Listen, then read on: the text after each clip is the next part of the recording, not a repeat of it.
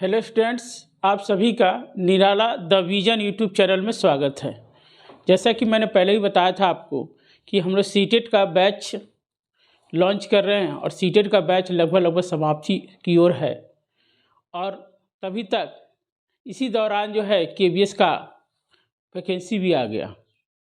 और अब केबीएस की तैयारी कैसे की जाए और किस तरह की जाए, इस पर हमने 2-3 वीडियो में मैंने समझा रखा है कि केबीएस का सिलेबस क्या है, केबीएस की तैयारी कैसे करें और किस तरह करें।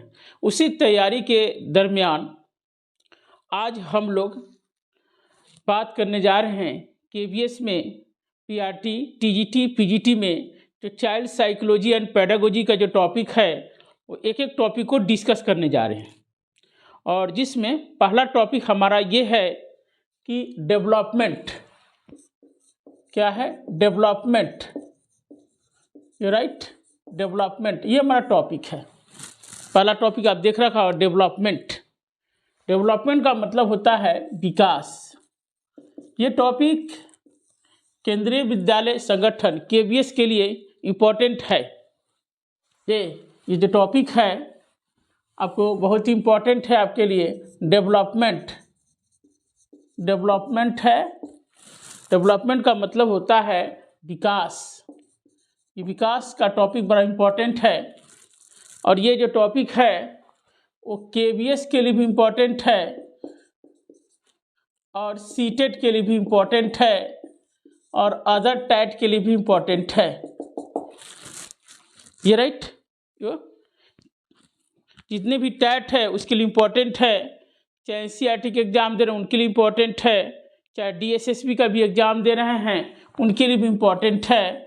डीएसएसबी का जो पीआरटी का हो, चाहे टीजीटी का हो, चाहे पीजीटी का हो, उसके लिए भी इम्पोर्टेंट है। It is the common topic day.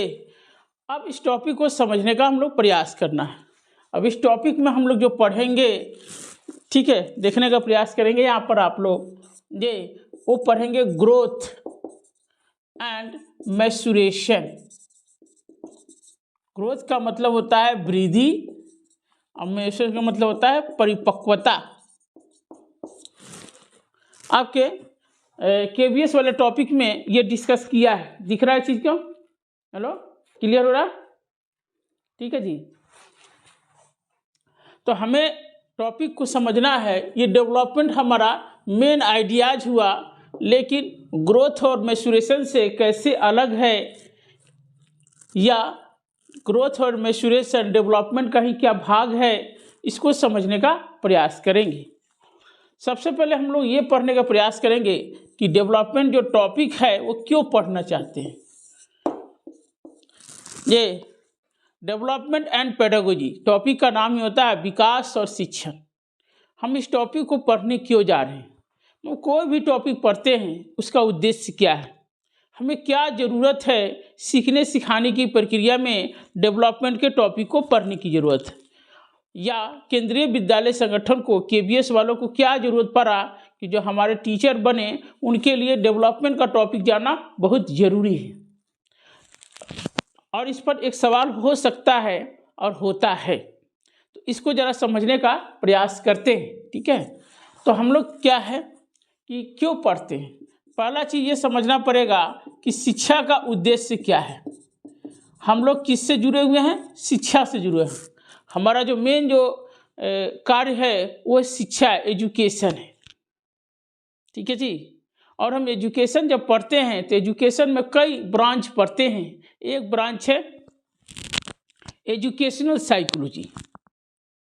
ठीक है, जब हम शिक्षा को मनोवैज्ञानिक आधार पर व्याख्या करते हैं तो उसे कहते हैं शिक्षा मनोविज्ञान। तो उसी तरह से पहले ये जानना पड़ेगा कि शिक्षा का उद्देश्य क्या है। शिक्षा का उद्देश्य क्या है कि बालक का सर्वांगीण विकास करना। क्या है? सर्वांगीण विकास करना। शिक्षा का उद्देश्य यही है कि बालक का सर्वांगीण विकास करना है। सर्वांगीण विकास का मतलब है बालक का ओवरऑल डेवलपमेंट करना है। उसका कैसे ओवरऑल डेवलपमेंट करना है? ये बहुआयामी विकास करना, मल्टी डायमेंशनल डेवलपमेंट करना है, चेंज करना है। कुछ गार्जियन सोचते हैं कि बच्चों को केवल हमें पढ़ा लिखा कर बड़ा आदमी बनाना है, पढ़ने लिखने पर जोर देना चाहिए, बच्चों के सामाजिकरण से कोई मतलब नहीं है, बच्चों के खेलने कूदने से कोई मतलब नहीं है। अभी एनसीएफ 2022 आया है, उसमें देखिएगा खेलने पर ज़्यादा जोर दिया गया है। खेल की संस्कृति को और खेल शास्त्र को और खेल शिक्षा शास्त्र पर बल दिया गया है, फोकस किया गया उस पर। यानी कि बच्चों के डेवलपमेंट की बात हो ये तो उसका सर्वांगीण विकास पर बल देना चाहिए। और सर्वांगीण विकास की बात करते हैं तो उसके 6 आयाम उभर के सामने आते हैं। पहला है शारीरिक विकास, फिजिकल डेवलपमेंट। दूसरा है सामाजिक विकास, सोशल डेवलपमेंट। तीसरा है संवेगात्मक विकास, इमोशनल डेवलपमेंट। चौथा है संज्ञानात्मक विकास, कॉग्निटिव डेवलपमेंट। पांचवा है नैतिक विकास, मोरल डेवलपमेंट। छठा है भाषा का विकास, लैंग्वेज डेवलपमेंट। ये विकास के आयाम हैं जो हम अलग से एक टॉपिक पढ़ाएंगे। एक वीडियो इसी पर बनाना है क्योंकि केबीएस का 3-4 वीडियो बनाएंगे सिर्फ डेवलपमेंट पर, ताकि आपको कोई परेशानी ना हो, ताकि आपको 60 नंबर का जो केंद्रीय विद्यालय में जो आ रहा है, 60 नंबर का जो सवाल आ रहा है, ये आपके लिए बहुत इम्पोर्टेंट है। 60 में से 50 नंबर तय करना है हम लोग को, और कोशिश तो करेंगे 60 में 60 भी नंबर आ जाए, ये जो हमारे लिए बहुत इम्पोर्टेंट पॉइंट है। ठीक है, तो जब भी आप सवाल बनाइएगा तो हमारा फोकस रहेगा शिक्षा पर। आप चाहे कोई भी चीज़ पढ़िए, शिक्षा का उद्देश्य यही है कि बालक का सर्वांगीण विकास करना है। और सर्वांगीण विकास का मतलब है 6 विकास होता है। शारीरिक विकास है, सामाजिक विकास है, संवेगात्मक विकास है, संज्ञानात्मक विकास है और नैतिक विकास है। अब प्रश्न ये उठता है कि बालक का सर्वांगीण विकास हो कैसे। इसीलिए हमने बालक को सीखने सिखाने की प्रक्रिया से जोड़ा। हम इसलिए बालक को क्या करते हैं, सीखने सिखाने की प्रक्रिया से जोड़ते हैं, उसे हम अटैच करते हैं। हम विद्यालय भेजते हैं, ये गुरुकुल में भेजते हैं, प्लेइंग स्कूल में भेजते हैं, ताकि बालक जो है चाहे परिवार के स्तर पर ही इसको जोड़ते हैं। यानी हम सीखने सिखाने की प्रक्रिया से जोड़ते हैं। लेकिन जब जोड़ते हैं तो हमारे सामने समस्याएं आती हैं। क्या आती हैं? प्रॉब्लम्स होती है बहुत तरह। हम बच्चों को पढ़ाते हैं, बच्चों को समझ में नहीं आता है। हम बच्चों को पढ़ाते हैं, बच्चे ऊबते हैं, सिखाते हैं, ऊबते हैं। बच्चों को जो पढ़ा रहे हैं उसको ग्रिप नहीं कर पा रहे हैं, बच्चे बार बार फेल होते हैं, बच्चे उद्दंडता व्यवहार करते हैं, पाचक जो है बालक जो है विद्यालय से भाग जाते हैं। हमको बहुत सारी समस्याएं आती है जब सीखने सिखाने की प्रक्रिया। इसी संदर्भ में हमें ये भी जानना पड़ता है कि अगर बालक की समस्याओं को सोल्व करना है तो बालक के संसार को जानना जरूरी है। जब हम समस्याओं पर गौर करते हैं तो बालक की पृष्ठभूमि, बालक का जो संसार है, बालक की जो दुनिया है, उसको समझने की कोशिश करते हैं। जब तक हम बालक की दुनिया को, बालक के संसार को, बालक के चिंतन को नहीं समझेंगे, तब तक हम बालक को सीखने सिखाने की प्रक्रिया से नहीं समझ सकते। इसी संदर्भ में विकास की अवधारणा उभर कर सामने आती है। विकास की अवधारणा उभर कर सामने आती है। ठीक है जी, लिखते रहिएगा, समझते रहिएगा। ये है, आपको ये समझ में आ गया कि हम विकास का टॉपिक क्यों पढ़ें। देख लीजिए, हम विकास का टॉपिक क्यों पढ़ें। क्योंकि हम विकास का टॉपिक इसलिए पढ़ रहे हैं क्योंकि शिक्षा का उद्देश्य ही है बालक का सर्वांगीण विकास करना। तो आप पेडागोजी का कोई भी सवाल, चाहे सीटेट वाले हो, चाहे केबीएस वाले हो, चाहे अदर टैट वाले हो, क्योंकि ये बैच केबीएस के लिए फोकस है, लेकिन ये टॉपिक चूँकि सभी के लिए इम्पोर्टेंट है, तो आपको ये ध्यान रखना है कि शिक्षा का उद्देश्य क्या है, और जो शिक्षा का उद्देश्य है उसी के अनुसार पढ़ने पढ़ाने की प्रक्रिया को जोड़ना है। तो चलिए, हम लोग ये जान गए कि शिक्षा का उद्देश्य क्या है, हम डेवलपमेंट का टॉपिक क्यों पढ़ते हैं। अब हम लोग जानते हैं कि डेवलपमेंट है क्या, ग्रोथ है क्या, मैच्योरेशन है क्या, और तीनों में अंतर को समझते हैं और उसके समझने का प्रयास करते हैं। क्योंकि इससे आपको चूँकि 60 नंबर का दिया है तो मुझे लग रहा है कि आपको 7 या 8 क्वेश्चन तो पक्का पूछेगा, मतलब भारी संख्या में क्वेश्चन पूछेगा आपसे। इसलिए इस टॉपिक को तैयार करना बहुत ज़रूरी है। ठीक है जी, ओके, क्लियर।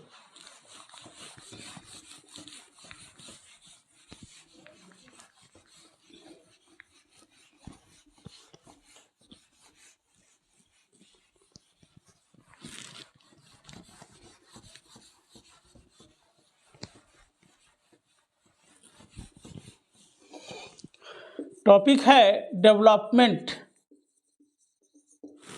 ओके, दिख रहा है, ठीक है।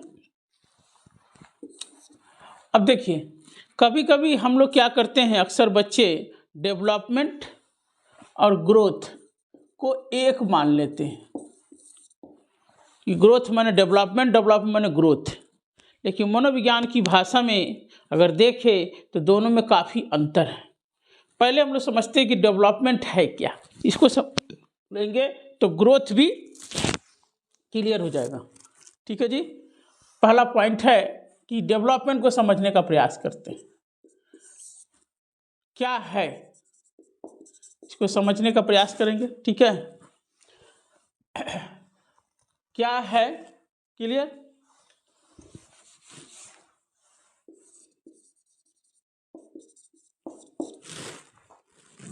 अब क्या है, विकास एक निरंतर चलने वाली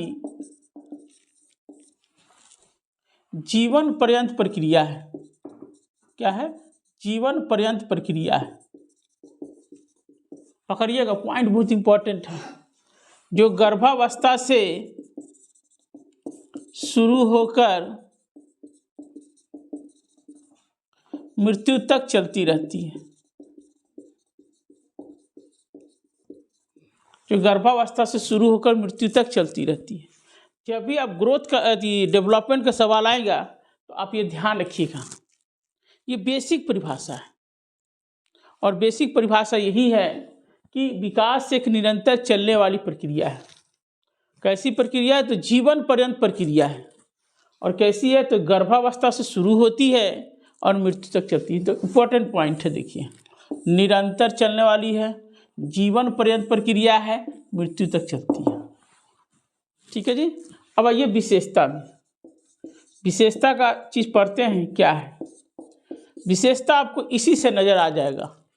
विकास क्या है, एक निरंतर चलने वाली प्रक्रिया है। मतलब ये नहीं है कि एक काल अवधि तक, एक निश्चित अवधि तक समाप्त हो जाती है। परीक्षा में लिखा रहेगा कि विकास एक निश्चित अवधि तक चलने वाली प्रक्रिया है, गलत हो जाएगा। विकास एक निश्चित काल अवधि तक चलने वाली प्रक्रिया है, तो गलत हो जाएगा। ठीक है जी। तो विकास कैसी है, एक निरंतर चलने वाली प्रक्रिया है। ठीक है जी, यू राइट। दूसरा पॉइंट है कि विकास कैसी है, तो एक जीवन पर्यंत प्रक्रिया है, लाइफ टाइम। दूसरा पॉइंट हो गया कि ये जीवन पर्यंत चलने वाली प्रक्रिया है, जीवन भर चलने वाली प्रक्रिया है। तीसरा पॉइंट हो गया, ये प्रक्रिया कैसी है, तो यह गर्भावस्था से शुरू होती है और मृत्यु तक चलती रहती है। अब गर्भावस्था का मतलब यह है कि प्री नेटल स्टेज से डेथ तक चलती है, यानी कि माँ के पेट से ये शुरू होता है, फिर वो शैशवावस्था, बाल्यावस्था, किशोरावस्था, वयस्कावस्था और वृद्धावस्था, उसके बाद मृत्यु तक जाकर खत्म हो जाती है। तो विकास एक निरंतर चलने वाली प्रक्रिया है, जीवन पर्यंत प्रक्रिया है। कैसी प्रक्रिया है, गर्भावस्था से शुरू होती है और मृत्यु तक चलती रहती है। चौथा पॉइंट है आपके सामने कि विकास से कैसी है, तो यह एक क्रमिक प्रक्रिया है। क्या है, क्रमिक प्रक्रिया है। न कि अकस्मात एकाएक या चमत्कार। क्लियर? यहां पर ये चमत्कार प्रक्रिया है। क्लियर? कैसी प्रक्रिया है? चमत्कार है। ठीक है जी। देखिए परीक्षा में लिख देगा विकास एक अकस्मात प्रक्रिया है, गलत। विकास एकाएक है। विकास, अब देखिए खुद ही क्या है, विकास एक क्रमिक प्रक्रिया। क्रमिक का मतलब होता है क्रम से, ऑर्डरली। पहले गर्भावस्था आएगा, उसके बाद शिशुअवस्था आएगा, उसके बाद बाल्यावस्था आएगा, उसके बाद किशोरावस्था आएगा, नहीं, उसके बाद आपको वैक्सावस्था आएगा। यानी कि विकास क्रम बाई क्रम चलता है। ऐसा नहीं है कि बच्चा शिशुअवस्था सीधे किशोरावस्था में कूद जाएगा। अकस्मात नहीं है, एकाएक नहीं है। और परीक्षा में यही डाल देगा कि विकास चमत्कार का परिणाम है। विकास क्या है? अकस्मात होता है, विकास एकाएक होता है। और यही सब लाइन देखा रहेगा। जब भी परीक्षा में सवाल आएगा तो विकास के संदर्भ में कौन सा कथन गलत है, सही है, लिखा रहेगा। और इस तरह से लाइन दे दे के आपको फंसाने का प्रयास करेगा। पांचवा पॉइंट है कि विकास क्या है? एक सापेक्षिक प्रक्रिया है। ठीक है जी। कैसी प्रक्रिया है? दिख रहा है सब लोगों को आपको? एक सापेक्षिक प्रक्रिया है। ठीक है, ओके। चलिए ऊपर से मिटा देते हैं।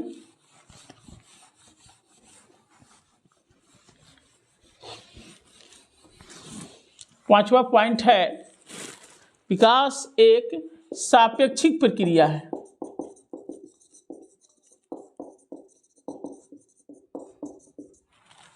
विकास एक सापेक्षिक प्रक्रिया है, न कि निरपेक्ष है। लिखा रहेगा परीक्षा में विकास एक निरपेक्ष प्रक्रिया है।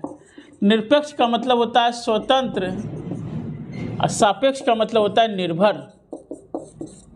तो विकास क्या है कि शिशुअवस्था किस पर आधारित है?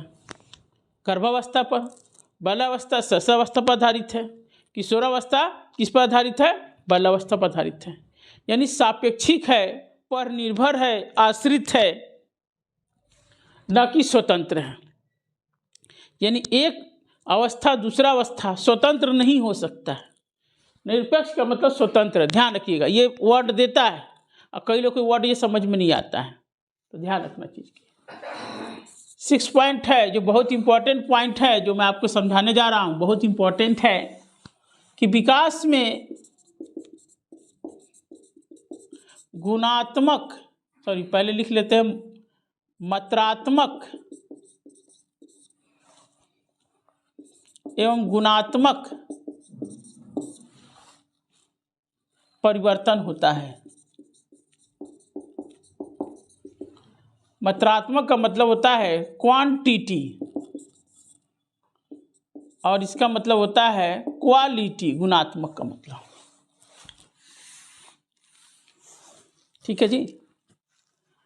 ये कई बार सवाल परीक्षा में पूछा है। देखिए विकास गुणात्मक किसे कहते हैं, मात्रात्मक किसे कहते हैं, वो समझने का प्रयास करेंगे। जिसे मापा जा सकता है। गुणात्मक जिसे मापा नहीं जा सकता है बल्कि अनुभूति किया जाता है, इसे महसूस किया जाता है। अभी हमने थोड़ा देर पहले ही पढ़ा था, इसमें अगर छठा सातवां पॉइंट पढ़ेंगे तो विकास में संपूर्ण विकास होता है, संपूर्ण परिवर्तन होता है। क्या परिवर्तन होता है इस तरह देख लेंगे।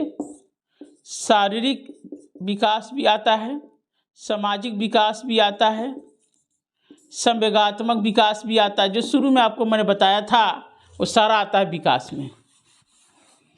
संज्ञानात्मक विकास भी आता है,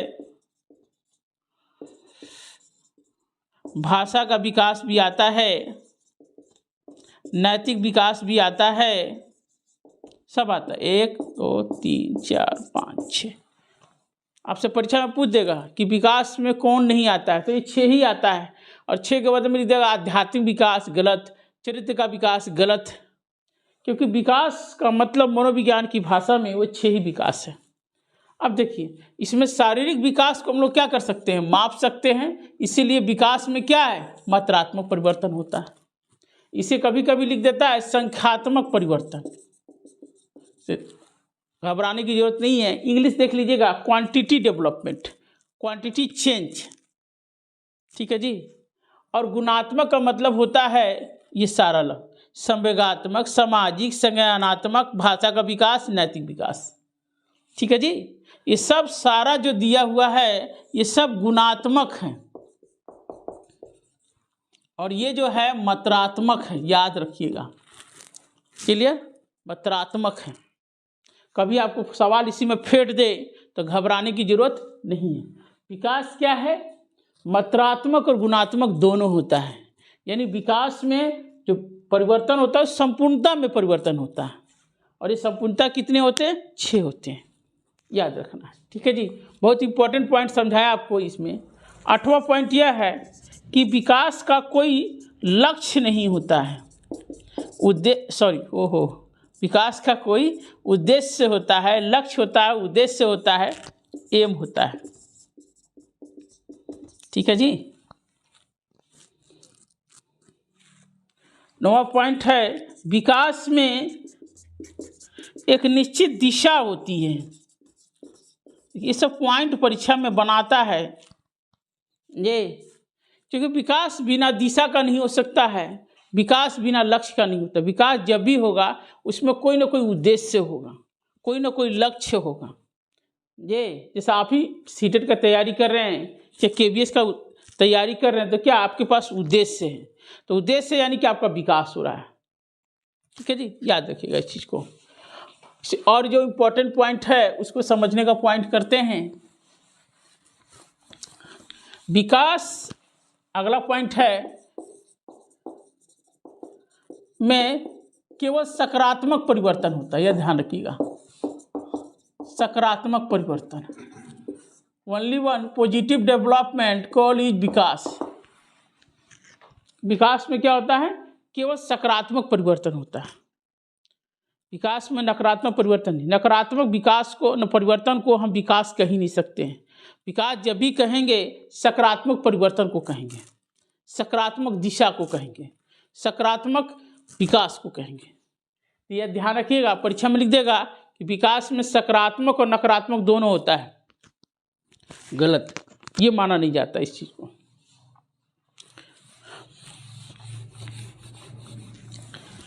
अगला पॉइंट है जो समझना है हमें, पॉइंट को क्लियर करना है। सवाल आपको परीक्षा में इसी तरह से रहेंगे, घबराने की जरूरत नहीं है। जो केबीएस का तैयारी कर रहे हैं उनके लिए सवाल ऐसे ही रहेंगे आपके लिए, बस आपको समझने का प्रयास करना है। विकास क्या है, विकास क्या है, आनुवांशिकता गुना वातावरण। ये तो बहुत फेवरेबल सवाल है और एक टॉपिक भी पढ़ना है इसमें, तो मैं अलग से पढ़ाऊंगा भी। बस आप ये याद रखिएगा कि किस विकास के कोई भी आयाम हो, कि विकास का कोई भी क्षेत्र हो, ठीक है, जितनी भूमिका आनुवांशिकता यानी हेरिडिटी की है उतनी ही भूमिका क्या है, वातावरण की है। आनुवांशिकता का मतलब यह होता है कि माता पिता या पूर्वजों से जो प्राप्त गुण होता है उससे आनुवांशिकता कहते हैं। यानी विकास में दोनों होता है, आनुवांशिकता भी होता है, वातावरण भी होता है, दोनों होता है।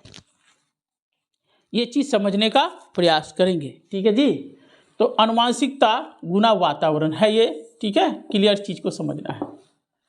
12 नंबर ये है, अलग से इसको पढ़ेंगे भी, टॉपिक आपको पूरा समझाएंगे कि आनुवांशिकता क्या होता है, वातावरण क्या है, आनुवांशिकता कैसे विकास को प्रभावित करता है, वातावरण कैसे विकास को प्रभावित करता है।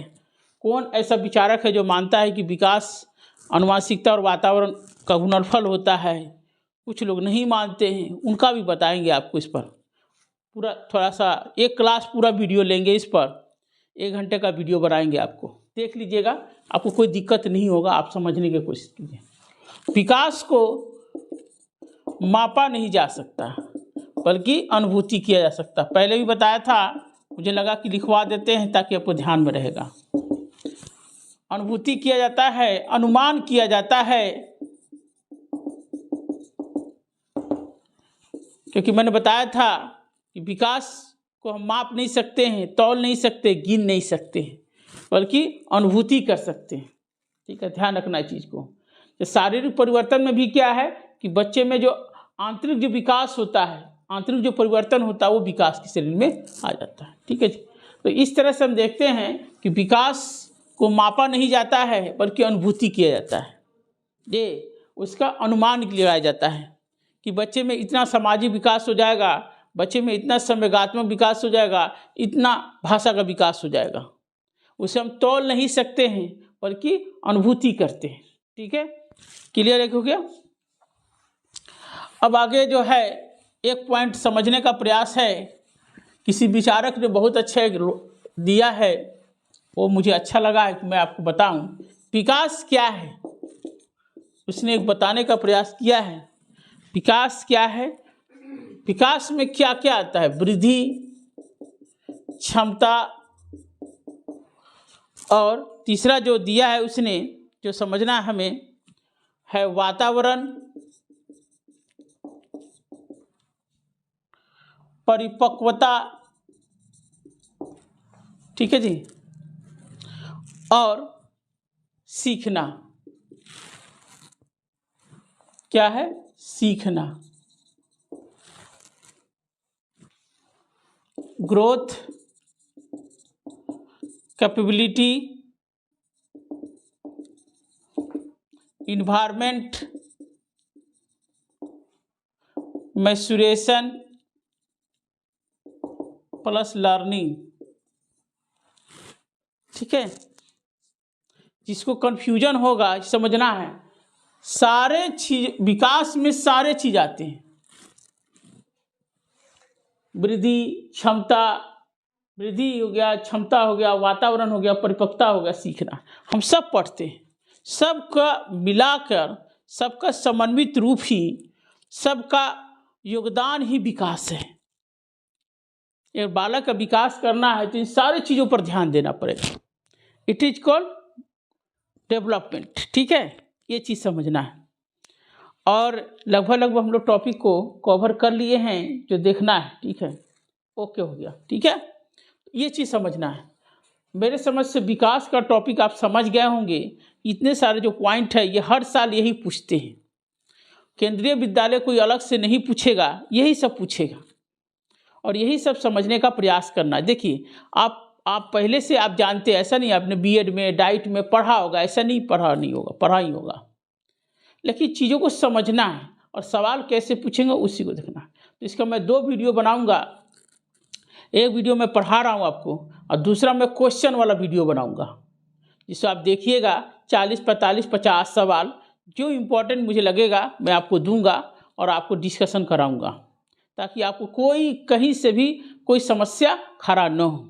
और जिनको ये मतलब चाहिए, पीडीएफ के रूप में चाहिए, तो मैं टेलीग्राम का लिंक डाल दूंगा, आप वहाँ से देख सकते हैं। टेलीग्राम पर डाला रहेगा, आप वहाँ से देखिएगा। आपको जो भी इसका मटेरियल चाहिए, आपको हार्ड कॉपी में, तो आपको सॉफ्ट कॉपी में मिलेगा, ये आप देख लीजिएगा, पीडीएफ रूप में मिल जाएगा आपको, टेलीग्राम पर मिल जाएगा। आपको टेलीग्राम का लिंक डाल दूंगा नीचे, आप देखिएगा नीचे टेलीग्राम का लिंक दिया हुआ है, आप उसको देख के काम कर सकते हैं। चलिए, हम लोग अब पढ़ते हैं, ग्रोथ के बारे में समझने का प्रयास करते हैं कि ग्रोथ है क्या।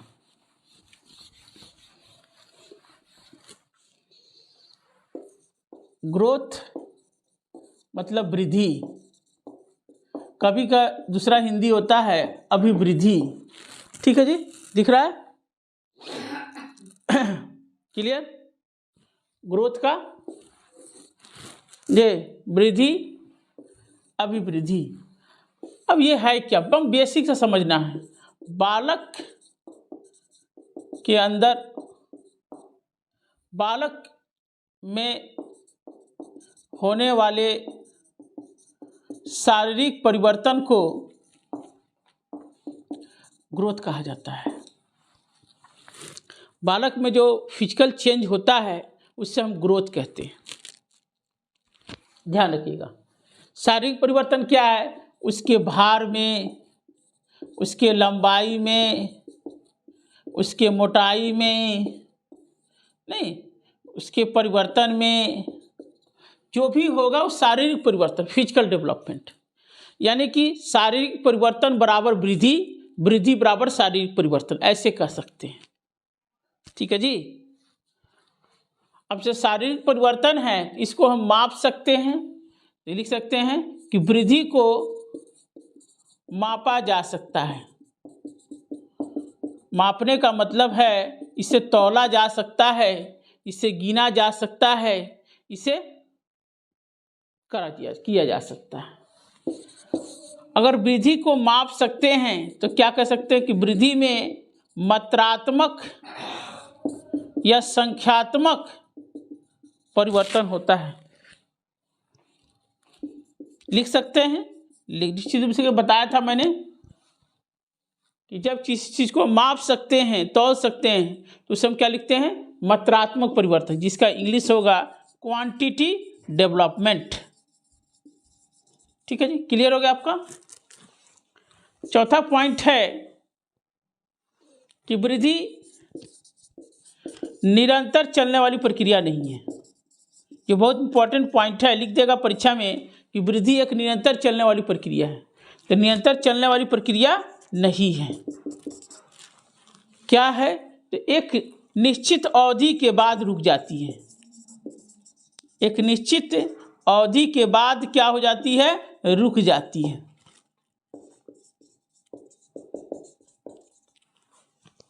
एक निश्चित अवधि के बाद विकास क्या है? एक निरंतर चलने वाली प्रक्रिया है, लेकिन वृद्धि क्या है? एक निश्चित अवधि तक जाकर रुक जाती है। एक निश्चित अवधि तक रुक जाती है। ठीक है जी, पूरा पॉइंट वही समझा रहे हैं ताकि आपको परीक्षा में कोई दिक्कत ना हो। और इस चैनल को आप ज़्यादा से ज़्यादा अपने साथियों तक, अपने मित्रों तक, चाहे बीएड कर रहे हो, चाहे डाइट कर रहे हो, चाहे केबीएस की तैयारी कर रहे हो, कोई भी चीज़ हो, उसको पहुँचाने का प्रयास कीजिएगा, शेयर कीजिएगा, बहुत फ़ायदा होगा आपको, बहुत ज़्यादा। लाइक कीजिएगा आप, ज़्यादा से ज़्यादा लाइक जितना कीजिए आप। कमेंट बॉक्स में भी लिखिए ताकि हम आपको और अच्छे अच्छे वीडियो बना के देख सकें जी। तो समझ गए कि नहीं? एक निश्चित अवधि तक। अब जैसे मैं बता रहा हूँ, वृद्धि का मतलब होता है शारीरिक परिवर्तन। और शारीरिक परिवर्तन कहाँ से शुरू हो जाता है? माँ के गर्भावस्था से शुरू हो जाता है, शिशुअवस्था चलता है, बाल्यावस्था चलता है। जब बालक 18 से 20 वर्ष का हो जाता है तब शारीरिक परिवर्तन क्या हो जाता है? रुक जाता है।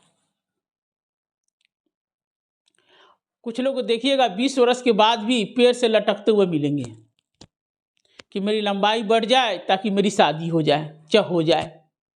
लड़का और लड़की दोनों को समस्या होती है।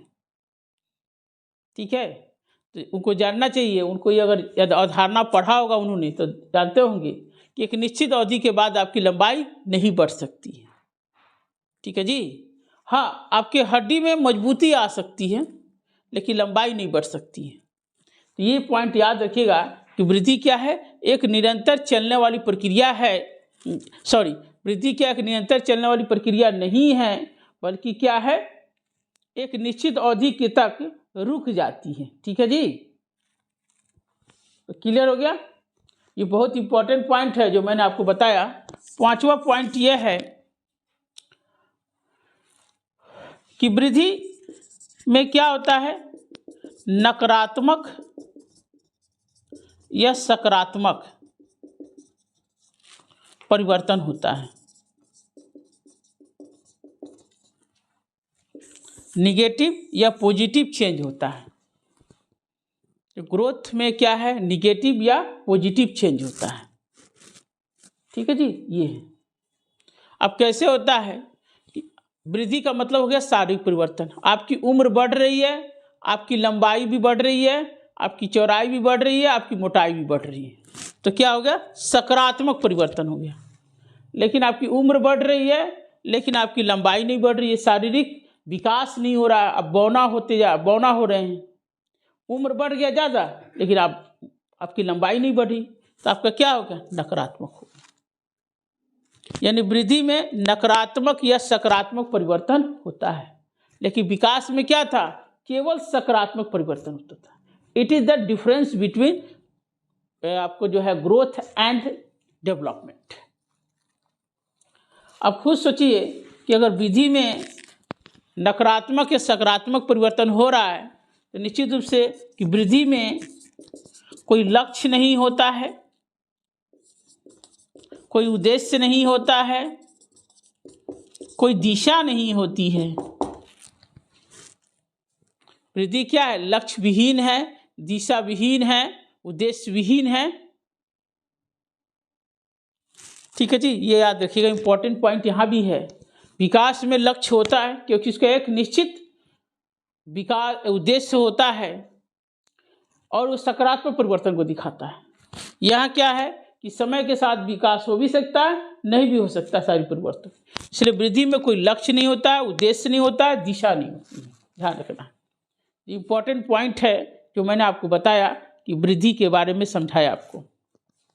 ये इंपॉर्टेंट पॉइंट है जो क्लियर करने का प्रयास किया आपको।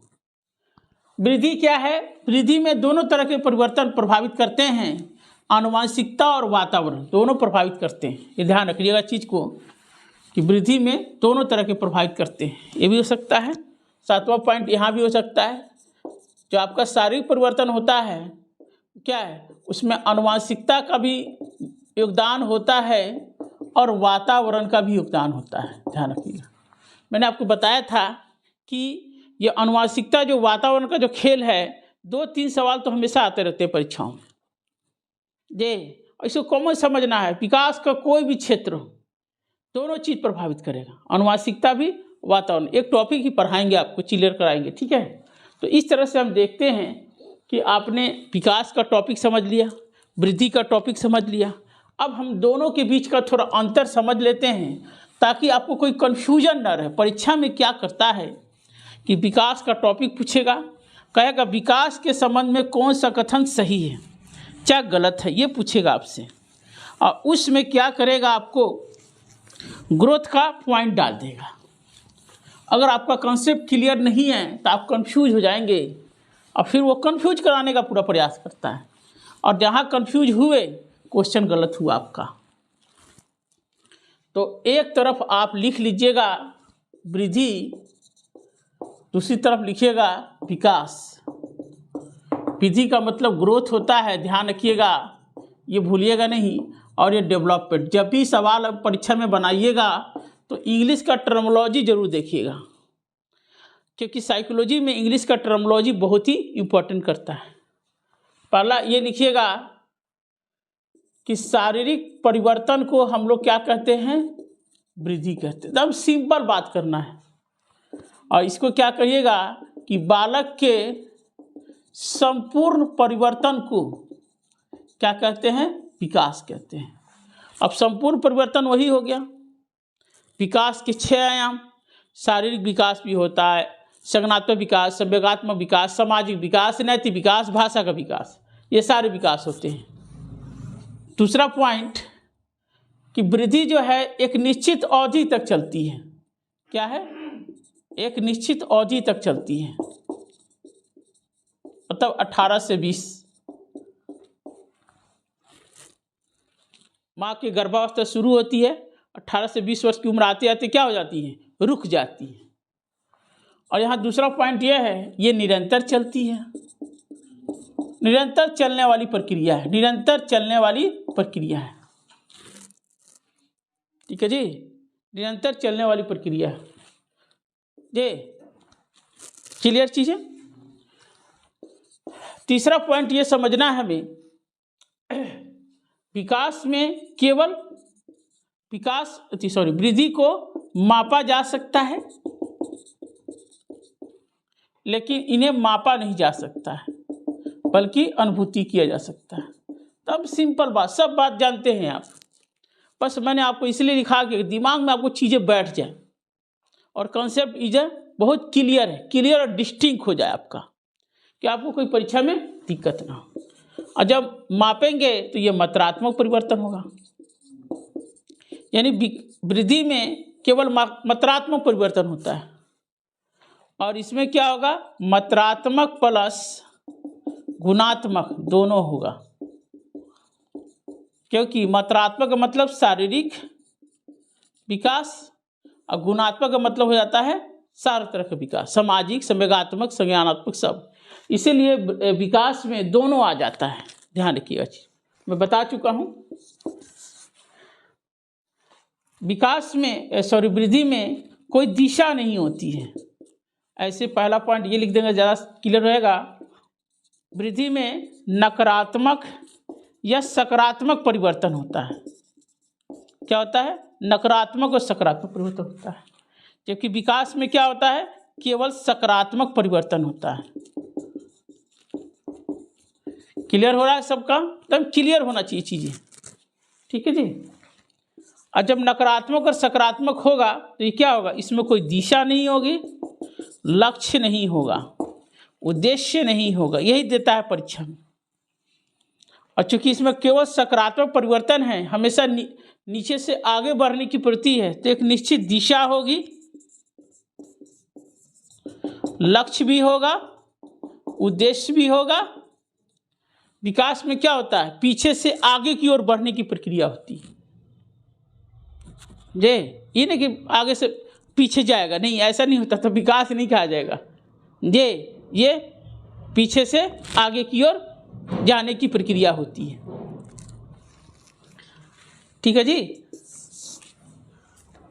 क्लियर हो गया चीजें कि विकास बालक के संपूर्ण पर निश्चित अवधि हो गया, मापा नहीं जा सकता, मात्रात्मक परिवर्तन हो गया, नकारात्मक परिवर्तन हो गया, ठीक है, विकास में।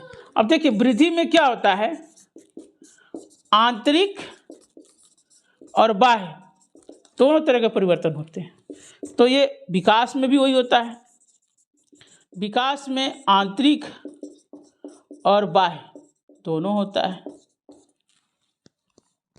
ठीक है जी। विकास में क्या है? आंतरिक और बाह्य दोनों होते हैं, ठीक है जी। आगे चलते हम लोग देखते हैं।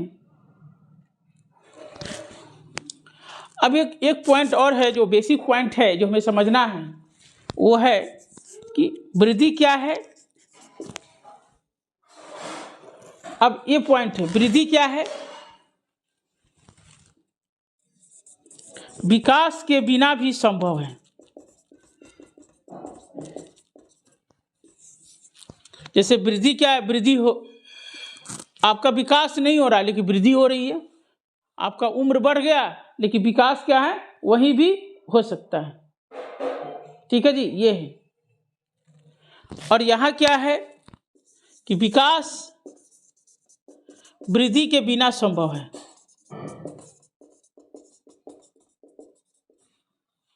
वृद्धि विकास के बिना संभव है, क्योंकि आपका सामाजिक विकास नहीं हुआ लेकिन वृद्धि। जैसे कोई मिल गया, मूवी देखा होगा आपने, तो उसमें क्या है? उम्र बढ़ गई लेकिन विकास नहीं हुआ, उसका सामाजिक विकास नहीं हुआ, संज्ञानात्मक विकास नहीं हुआ, नैतिक विकास नहीं हुआ, लेकिन वृद्धि हो गई। बच्चे की उम्र बढ़ गई, लंबाई बढ़ गई, लंबा हो गए, लेकिन दिमाग या जो और जो चीज़ें विकास है वो पीछे ही रह गए, बच्चा वाला बुद्धि हो गया, ठीक है जी। और यहाँ क्या? विकास वृद्धि के बिना संभव है।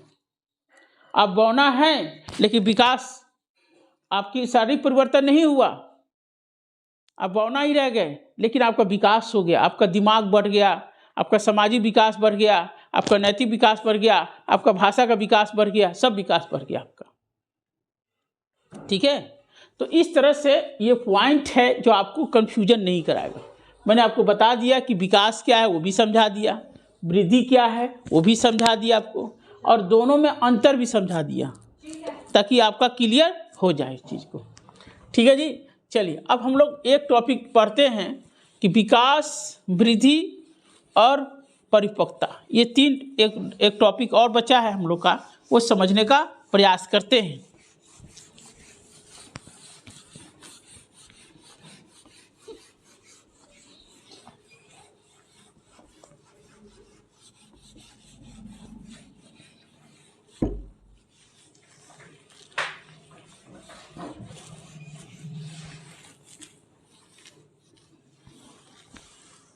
ठीक है,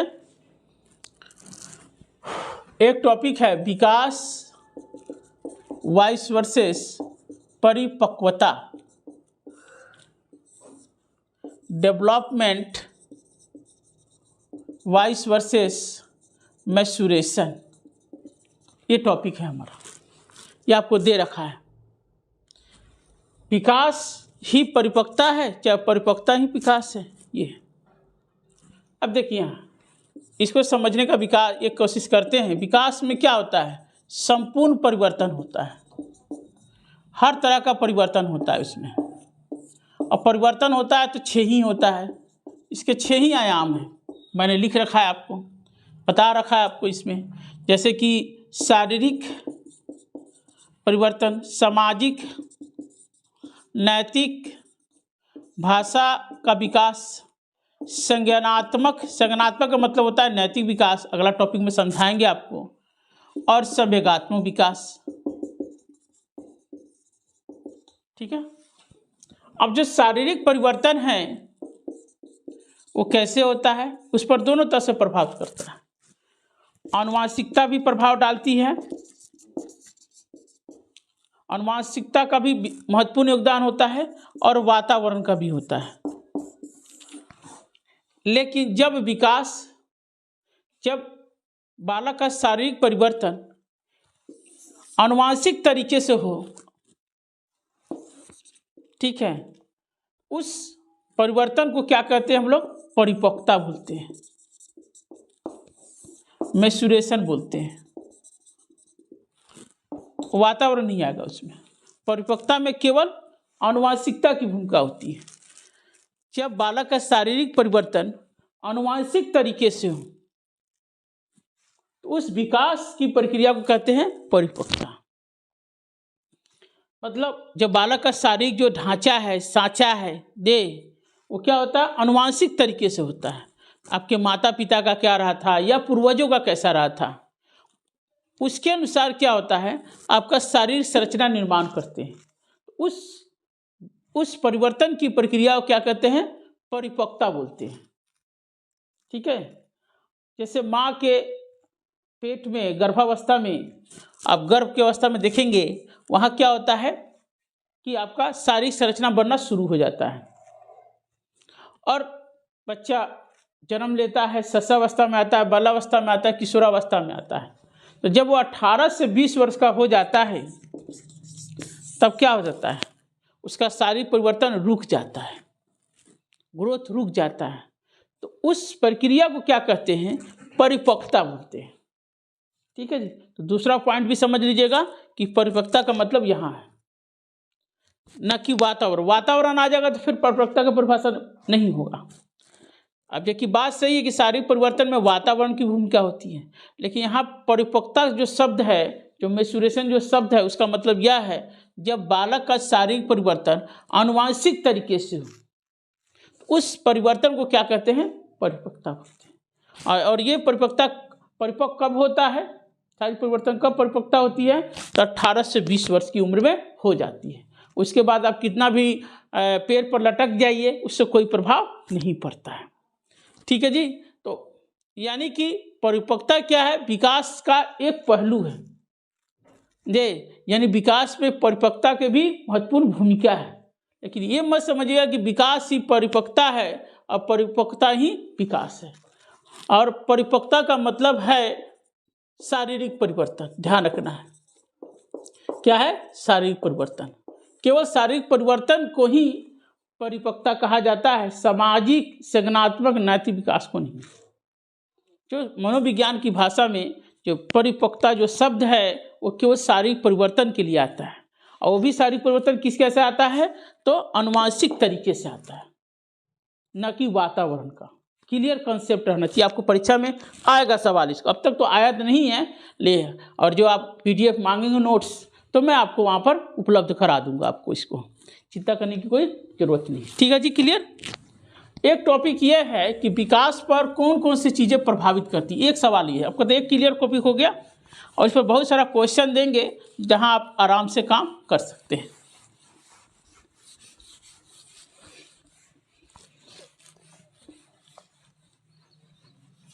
ठीक है जी, ठीक है, ओके। अब देखिए विकास को कौन कौन सी चीज़ें प्रभावित करती हैं, इसको समझने का प्रयास कीजिए। ठीक है जी, कौन कौन सी चीज़ें प्रभावित करती हैं, ये कौन कौन सी चीज़ें प्रभावित करती हैं।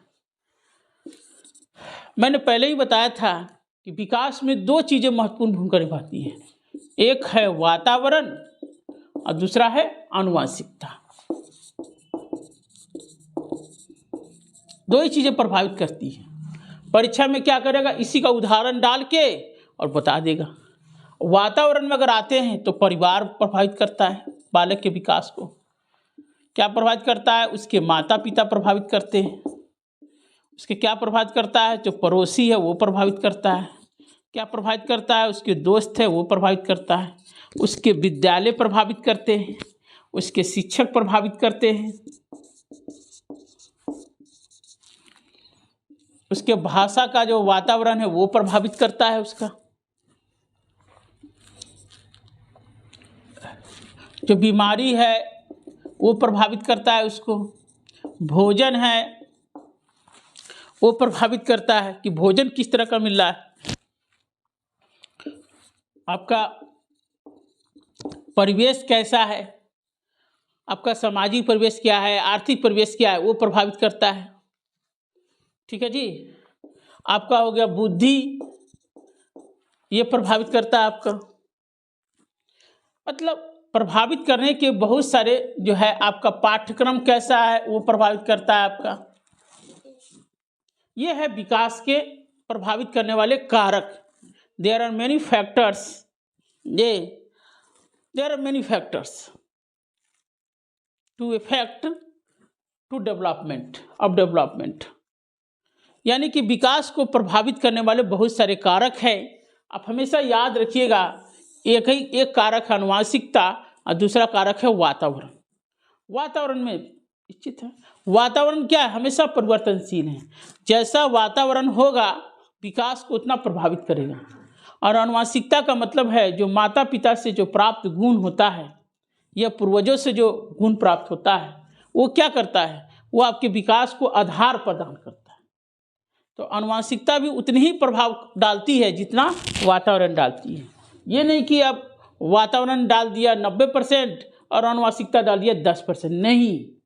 100% आनुवंशिकता भी प्रभावित करती है और 100% वातावरण भी प्रभावित करता है। ठीक है, चलिए मैंने आज आपको बहुत महत्वपूर्ण टॉपिक पढ़ा दिया, ग्रोथ, डेवलपमेंट एंड मैच्योरेशन, और दूसरा पढ़ाया विकास को प्रभावित करने वाले कारक। ये और जल्दी आपको इस पर क्वेश्चन मिलेंगे। और आपको ये वीडियो मिला, फिर दूसरा वीडियो हम लोग इंतजार करेंगे विकास के आयाम पर, और तीसरा वीडियो हम लोग देखेंगे विकास की अवस्थाएं, जिसमें किशोरावस्था लिखा है लेकिन अन्य अवस्थाएं भी पढ़ाएंगे। और चौथा वीडियो हम जल्दी डालेंगे विकास में आनुवंशिकता और वातावरण की भूमिका। ठीक है, चलिए एक लाइन और बोलना है कि आप लोग इस वीडियो को ज़्यादा से ज़्यादा अपने मित्रों में शेयर कीजिए, ये, और ताकि आप लोग जल्द से जल्द सफल हो सके। ये कोरोना का एक बहुत बड़ा पीरियड आया, ताकि उसमें जिसके कारण जो है बहुत सारे बच्चे प्रभावित हुए, वैकेंसीज रुक गई, अब फिर से वैकेंसीज आ रही हैं। ठीक है, और एक बहुत बड़ा बिग वैकेंसी आपके सामने है केंद्रीय विद्यालय संगठन का। उसके लिए बहुत अच्छे से तैयारी कीजिए, और इस तैयारी में हम भी आपके साथ पूरा सहयोग देंगे। Thank you.